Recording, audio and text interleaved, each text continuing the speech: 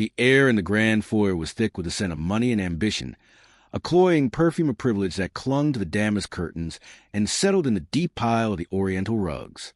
It was a cathedral of modern excess, and Jessica Albright was its high priestess.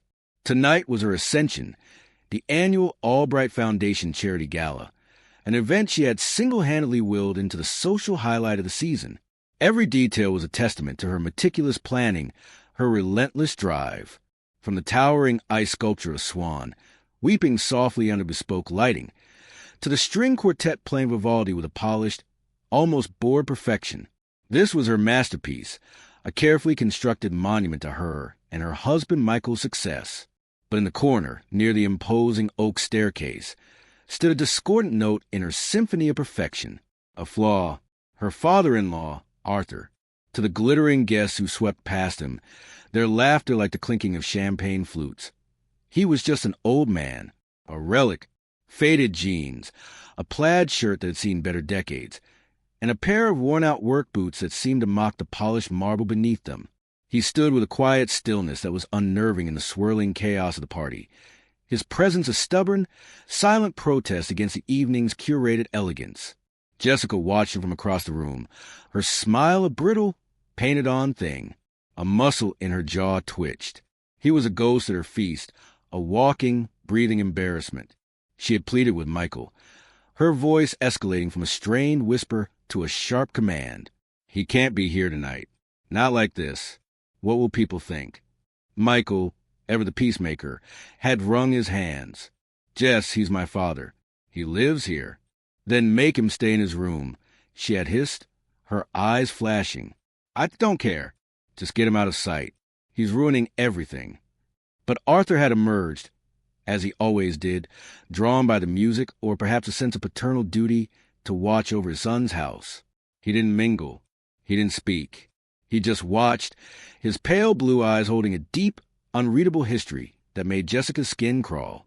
To her, he was just a relic, a stubborn old man who refused to be packed away with the other dusty memories of a life she was trying to transcend.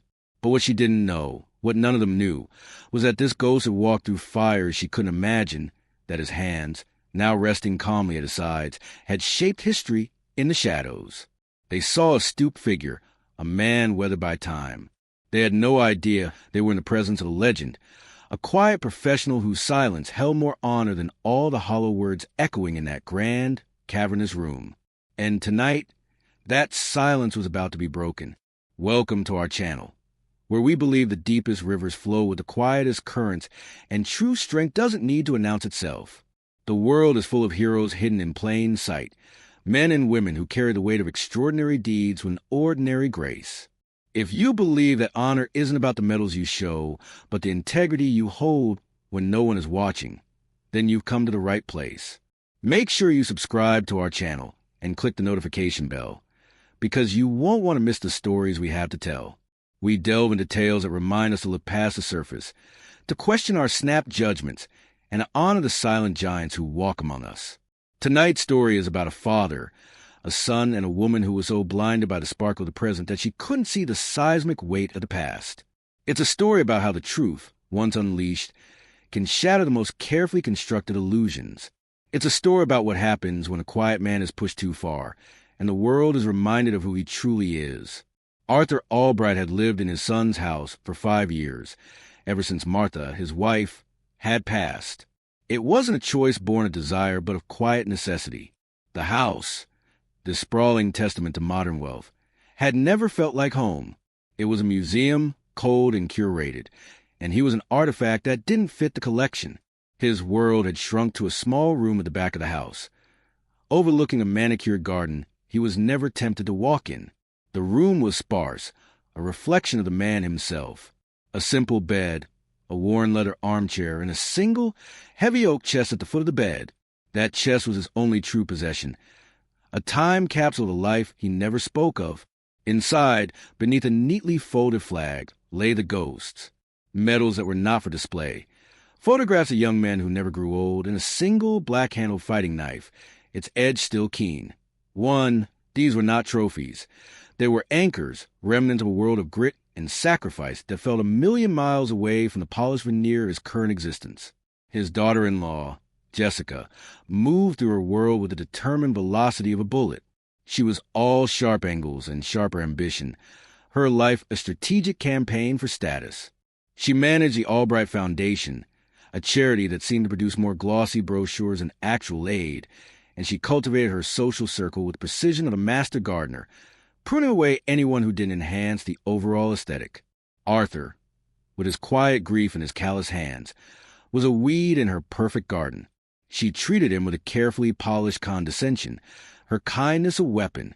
"Arthur, dear, let me get you a more comfortable chair," she'd say, her voice dripping with saccharine pity, as if he were a piece of antique furniture that was starting to fray. "Don't you worry about a thing," she'd chirp, while subtly steering him away from her important guests. Her disrespect was a poison administered in microdoses, a slow-acting campaign to make him feel invisible. He saw it all, but he remained silent.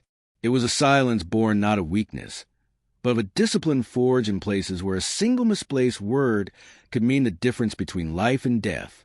He had endured far worse than the petty cruelties of a social climber. He had seen the true face of hate, the raw, brutal essence of conflict. Jessica's slights were like mosquito bites to a man who had survived a forest fire. He endured it from Michael, his son. He saw the conflict in Michael's eyes, the way he was stretched thin between the woman he loved and the father he respected. Michael was a good man, but a gentle one, easily swayed by the hurricane force of his wife's will. So Arthur stayed quiet, a ghost in the machine of their lives, his silence a small price to pay for his son's fragile peace. But lately, the poison had been getting stronger. Jessica's campaign was escalating. The gala was her magnum opus, and his presence was the one variable she couldn't control. She wanted him gone, not just from the party, but from the house, from their lives. The brochures for Silver Creek Meadows, a luxury retirement community that looked more like a gilded cage, had started appearing on the kitchen counter. "It's for the best, darling," she cooed to Michael, loud enough for Arthur to hear from the next room. "He needs professional care. People his own age." The arrogance of it was breathtaking. She judged him on the faded fabric of his shirt, on the slight limp he carried from an old injury, on the quiet way he occupied space.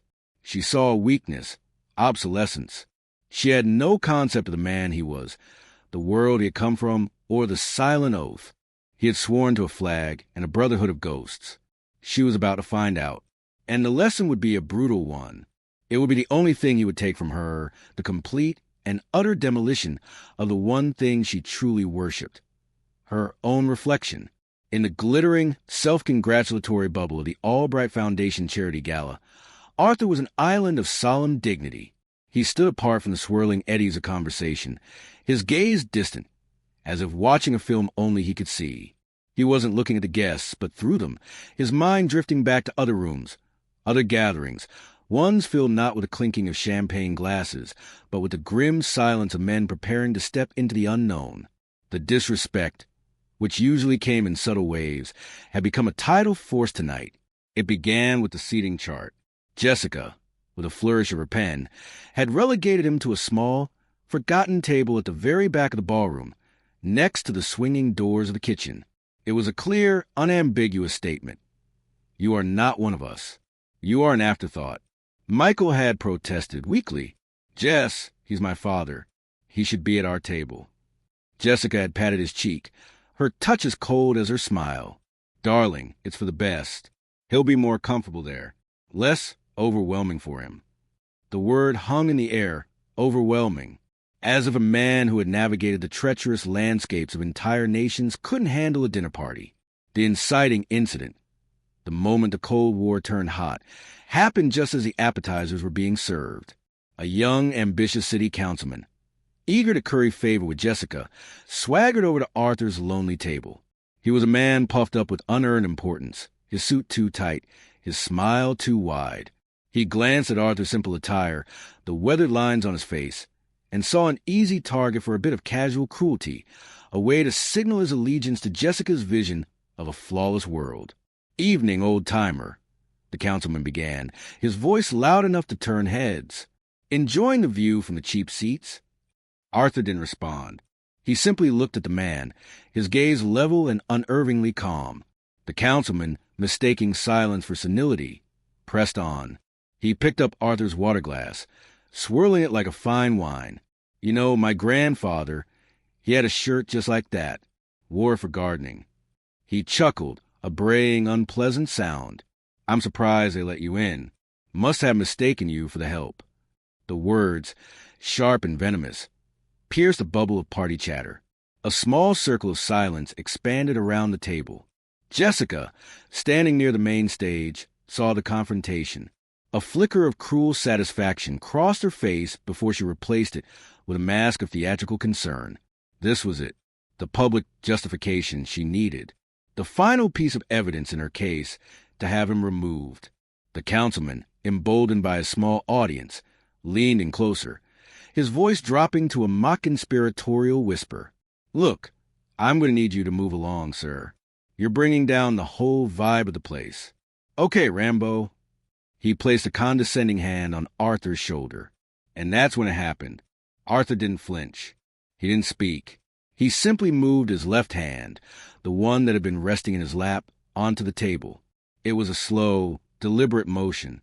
His sleeve slid back just an inch, revealing a glimpse of his wrist. There, on the weathered skin, was a tattoo, faded, almost ghostly, but unmistakable to anyone who knew what to look for. It was a set of crossed arrows intertwined with a dagger, the quiet emblem of a forgotten unit. Below it, in small, precise letters, was a Latin motto, De oppresso liber.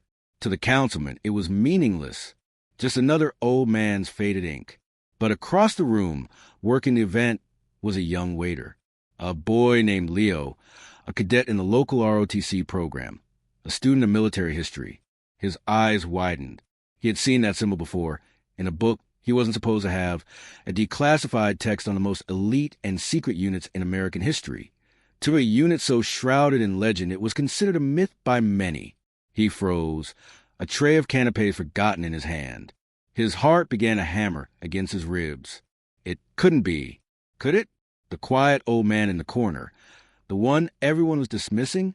He knew what those arrows meant. He knew the kind of man one had to be to earn them. He looked from the tattoo to the councilman's sneering face, and a cold dread washed over him. The fool had no idea what kind of lion's tail he was pulling. The tension at the table was a palpable thing, a thick, heavy silence that distorted the festive atmosphere around it. The councilman, whose name was Mark, was still puffed up with his own perceived cleverness, his hand still resting on Arthur's shoulder like a mark of ownership. He had made his point, aligned himself with the hostess, and put the old man in his place. He was waiting for the expected reaction, a stammered apology, a shuffling retreat, the defeated slump of an old man properly shamed. He got none of it. Arthur remained perfectly still, a rock against which the waves of disrespect crashed and broke. His silence was not empty.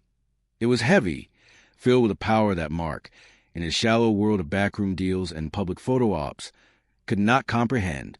He didn't argue. He didn't explain. He just was. And his being there, so utterly unmoved, began to unnerve the councilman. The joke was falling flat. The audience was shifting uncomfortably. Jessica, seeing the scene begin to stall, decided to intervene.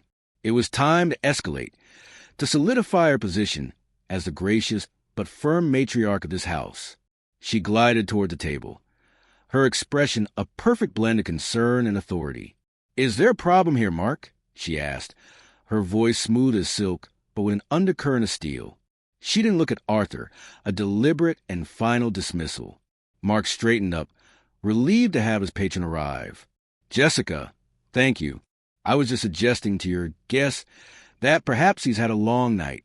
He seems a little confused." It was a master class in condescension, painting Arthur as both a nuisance and an object of pity. Jessica placed a hand on Mark's arm, a gesture of solidarity. "You're too kind, Mark." "Arthur, really," she said, finally addressing her father-in-law, her tone the one a parent uses for a difficult child. "This has gone on long enough. You're making our guests uncomfortable. It's time to go to your room." The command was absolute, the judgment final. This was the checkmate she had been planning all evening. In front of everyone, She would have the old man escorted away like a vagrant, proving once and for all that he did not belong. But Arthur still didn't move. He simply lifted his gaze from the table and looked at her.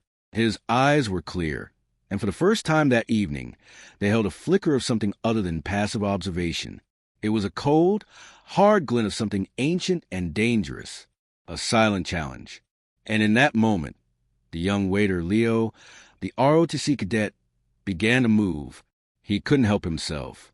He felt a pull, a sense of duty that overrode his role as a hired server. He had seen the tattoo. He had read the histories. He knew he was standing on the edge of something sacred being profaned. He walked forward, his steps hesitant but determined. "Ma'am," he began, his voice barely a whisper.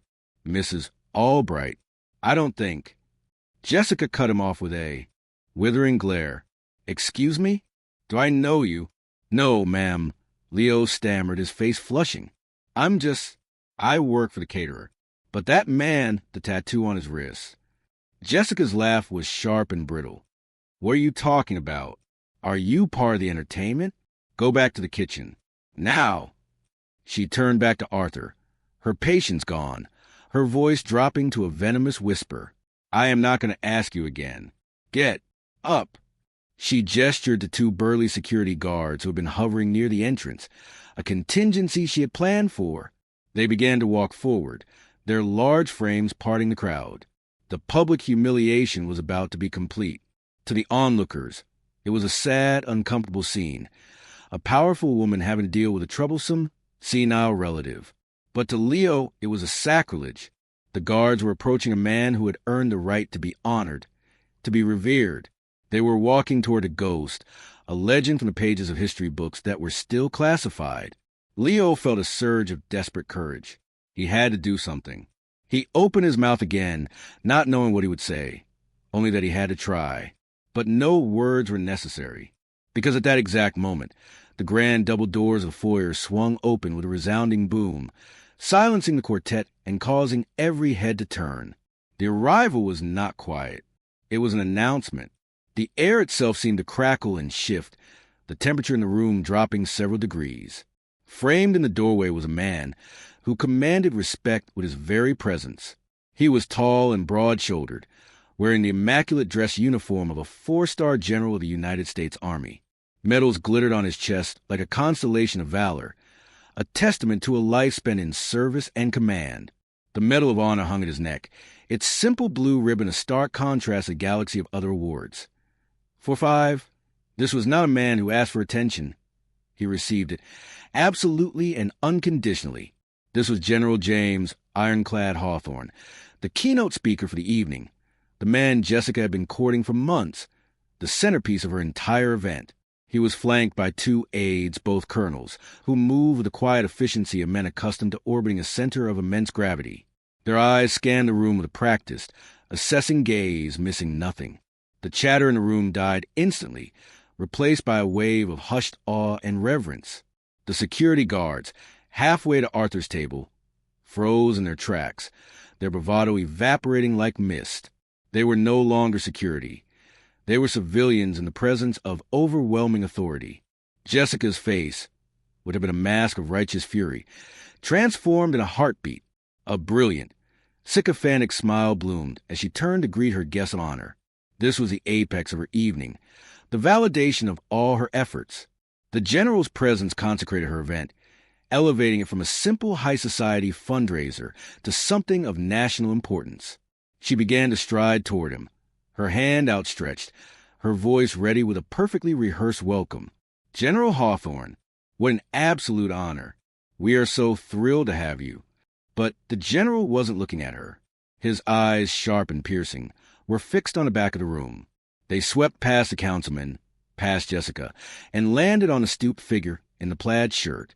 General Hawthorne's forward motion ceased. His aides stopped with him, their faces impassive but their attention now locked on the same target as their commanders. The general's expression, previously one of formal politeness, shifted into something else entirely. It was a look of disbelief, quickly followed by a dawning, profound respect that bordered on reverence. The room held its breath. The silence was absolute, a heavy blanket of confusion and anticipation. What could possibly have captured the unwavering attention of a man like ironclad Hawthorne? The general took a slow, deliberate step forward, and then another. He wasn't walking toward the stage or toward his hostess. He was walking toward the old man in the corner. He was walking toward Arthur. And as he moved, he began to speak, his voice a low, powerful rumble that filled the cavernous space, a voice accustomed to commanding armies and addressing nations. It was not a voice for casual conversation. It was a voice for making history. And that is precisely what he was about to do. He was about to reveal the truth, in a monologue that would detonate in the center of Jessica's perfect party and vaporize her carefully constructed world in a flash of forgotten glory and unimaginable sacrifice. The crowd parted for General Hawthorne like the Red Sea, a silent, shuffling wave of silk and wool. His focus was singular, a guided missile locked onto its target. He moved with a purpose that seemed to bend the very air around him. The two security guards, who had been moments from physically removing Arthur, now looked like lost children, their bulk rendered meaningless. They flattened themselves against a wall, trying to disappear. Jessica stood frozen in the middle of the room, her welcoming smile still plastered on her face, but her eyes were wide with confusion that was rapidly souring into dread. Her grand moment was being hijacked. The narrative she had so carefully authored was being erased before her eyes. The general stopped about 10 feet from Arthur's table. He did not address Mark the councilman, who was now sweating profusely, or Jessica, who was vibrating with barely suppressed fury. He spoke directly to the old man in the plaid shirt, and his voice was laced with an emotion that no one in that room had ever heard from him. A raw, unfiltered awe. "It can't be," General Hawthorne said, his voice a low rumble. "I searched for you. For years. We all did." Arthur slowly, deliberately, placed both hands flat on the table and pushed himself to his feet. He didn't rise like an old man. He rose like a soldier, his back straightening, the years seeming to fall away from his frame. He met the general's gaze, and in the quiet nod he gave was a universe of shared history. "Just watching, Jimmy," Arthur said, his voice quiet, almost a whisper, but it carried across the silent room. "Just watching. Jimmy," he called the 4-star general, the legendary ironclad Hawthorne. "Jimmy." A collective gasp rippled through the audience. The councilman looked as if he might faint. Jessica's face had gone from confused to pale with a terrifying, nascent understanding. Something was profoundly wrong with her world. The general let out a short, sharp laugh, a sound of pure, incredulous relief. He closed the remaining distance and stood before Arthur, but he didn't offer a handshake. Instead, his posture shifted. The 4-star general, the man who advised presidents and commanded legions, subtly, almost imperceptibly, squared his shoulders and straightened his spine. It was a gesture of respect, a subordinate's posture in the presence of superior. "Sir," Hawthorne said, the word cracking through the silence like a rifle shot. The room recoiled. "Sir?" He turned his head slightly, his gaze sweeping over the stunned faces of the councilman and Jessica. His eyes were no longer warm. They were chips of ice. "Do you have any idea who this is?" he asked, his voice dropping to a dangerously low temperature. No one answered. The silence was thick with fear. Hawthorne's gaze settled on the councilman. "You!" he barked, pointing a finger. "What is your name?" "M. Mark," the councilman stammered, his face ashen. "Mark Carlson." "Well, Councilman Carlson," the general said, his voice dripping with contempt. "You just put your hand on and publicly insulted a man to whom you and every single person in this room owes a debt you could never possibly repay." He turned his attention to Jessica, and his expression was even more severe. "And you? You wanted to throw him out of his own son's house."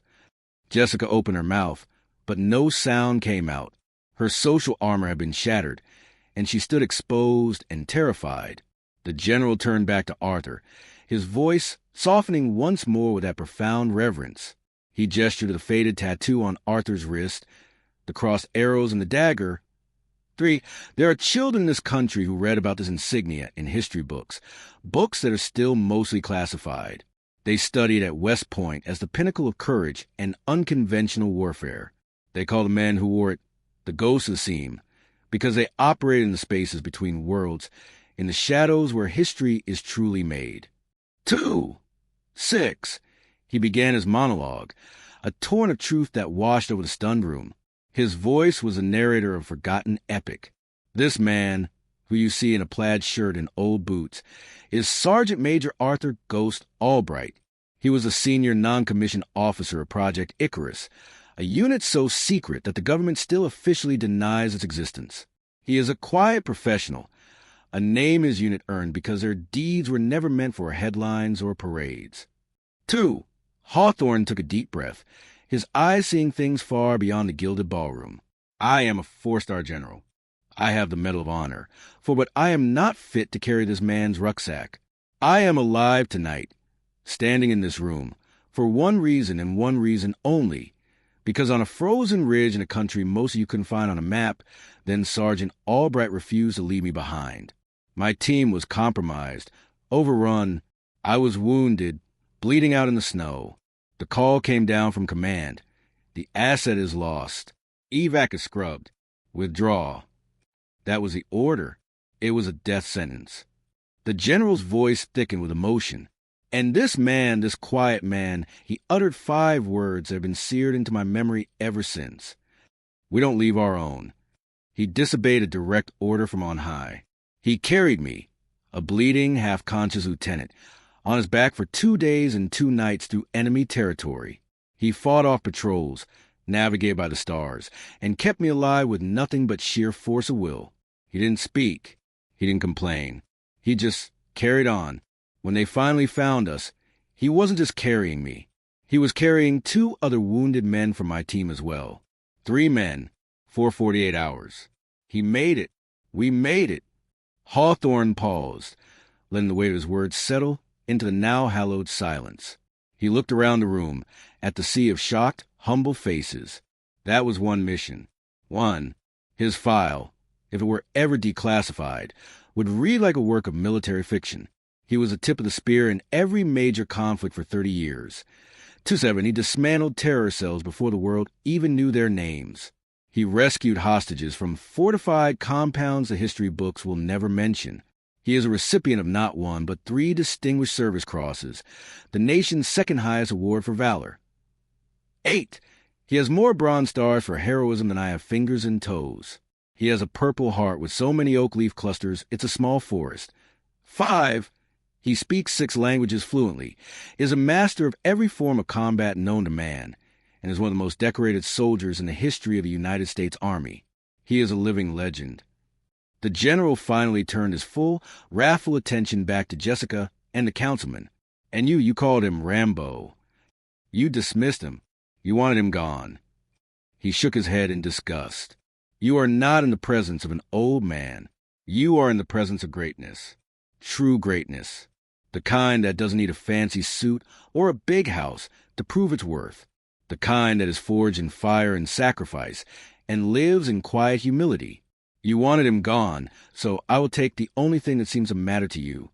He gestured around the opulent room, at the cowering guests, the melting ice sculpture, the horrified faces. This, your reputation, your standing, it's gone, because no one in this room will ever forget tonight. They will never forget how you treated a true American hero. You will be remembered not for this party, but for this shame. He then looked at Arthur, and his voice was soft again. Sir, it would be my profound honor if you would join me at my table. The silence that followed the general's monologue was not just an absence of sound. It was a physical presence, a heavy, suffocating thing that pressed down on the assembled guests. It was the sound of 100 shallow realities, colliding with one profound truth. Shame was a palpable entity in the room, a red tide that washed over the faces of every person who had ever dismissed the quiet man in the corner. Jessica Albright stood as if turned to stone, her face a frozen mass of horror. Her perfect evening, her meticulously crafted masterpiece of social ambition, had been reduced to rubble. The foundation of her world, built on appearances and status, had been vaporized. The general's words were a wrecking ball, and her reputation was the building. He had taken the only thing that mattered to her, not by force, but by the simple, devastating act of revealing the truth. She was no longer the brilliant hostess, the powerful philanthropist. She was a woman who had tried to throw a hero out of his own home. The brand she had built for herself was now permanently stained with dishonor. The councilman Mark looked physically ill. He was shrinking in on himself, trying to become invisible. His pathetic attempt at currying favor had backfired in the most spectacular way imaginable. His political career, which had seemed so bright just an hour ago, was now likely a smoldering crater.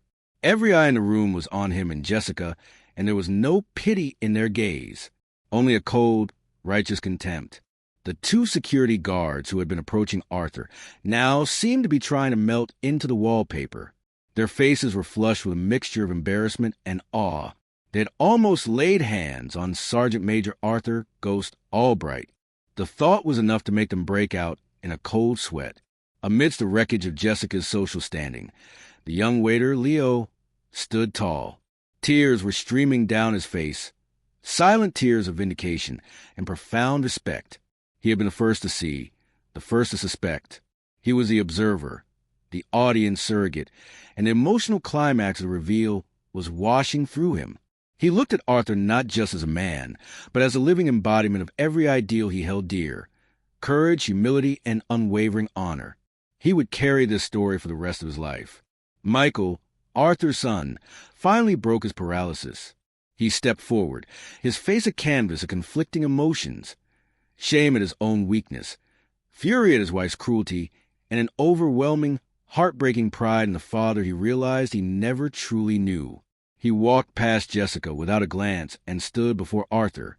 "Dad," he said, his voice choked with emotion. I'm so sorry. I didn't know." Arthur looked at his son, and for the first time that evening, a gentle warmth entered his eyes. He placed a hand on Michael's shoulder, a gesture of forgiveness. "He made it," Arthur said, his voice low, and it took Michael a moment to understand. He wasn't talking about himself. He was quoting what he'd said to his dying wife, Martha, about their son, about the good man he had become. It was the highest praise he could give. The honor of the quiet hero had been restored. The power dynamic had not just shifted, it had been inverted, shattered, and remade. The arrogant had been humbled, and the humble had been exalted. The truth had come like a lightning strike, illuminating the room with its terrible, beautiful clarity, and leaving only silence in its wake. Arthur looked at General Hawthorne, the man whose life he had saved, the man who had just given him back his name in a world that had forgotten it. He gave a small, almost imperceptible shake of his head at the offer to join the main table. The request was an honor, but it wasn't him. He had never sought the spotlight. He had spent a lifetime in the shadows, and that was where he was most comfortable. "Thank you, Jimmy," Arthur said, his voice retaining its quiet dignity. "But I think it's time for me to be heading out." He didn't mean to his room. He meant out, of this house, of this life that didn't fit him. His son's peace was no longer a fragile thing he needed to protect with his silence. Michael had finally seen the truth, and he would have to reckon with it, and with his wife, on his own. Arthur's vindication was complete, but he remained unchanged. He was still the quiet man, the humble hero. The grand revelation hadn't altered his core. It had only revealed it to others. He turned and began to walk toward the main entrance, his slight limp the only outward sign of the wars he had carried. He moved with a newfound purpose, no longer a ghost haunting the periphery, but a man leaving on his own terms. As he passed the spot where Jessica stood frozen, he did not look at her. He offered no word of condemnation, no glance of triumph. His indifference was more damning than any accusation. She had been rendered irrelevant to him. The crowd parted for him once again, but this time it was with a deep, reverent silence. They were no longer seeing an old man in a plaid shirt. They were seeing a legend walk among them. They were seeing the ghost, the man who had held the line in the forgotten corners of the world, so that they could enjoy the luxury of soirees like this one. They were witnessing the embodiment of an honor they could barely comprehend. General Hawthorne watched him go, a look of profound respect and sadness on his face. He had found his friend, his savior, only to lose him again. But he understood.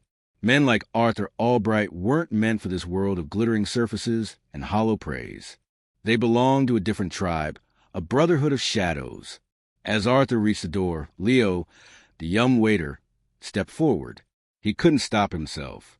He simply stood in Arthur's path and, with tears still wet on his cheeks, he raised his hand in a crisp, perfect salute.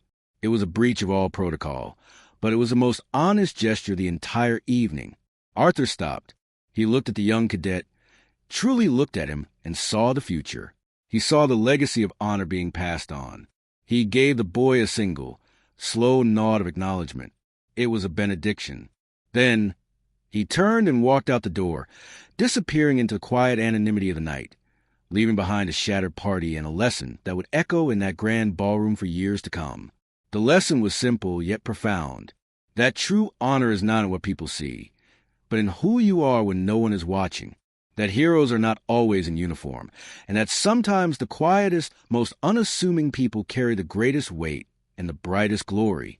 The father had been pushed, and in the end, by simply allowing his truth to be told, he had taken from his daughter-in-law the only thing she truly valued, her false, glittering world. He left her with the ashes of her pride, a far heavier burden than any he had ever carried.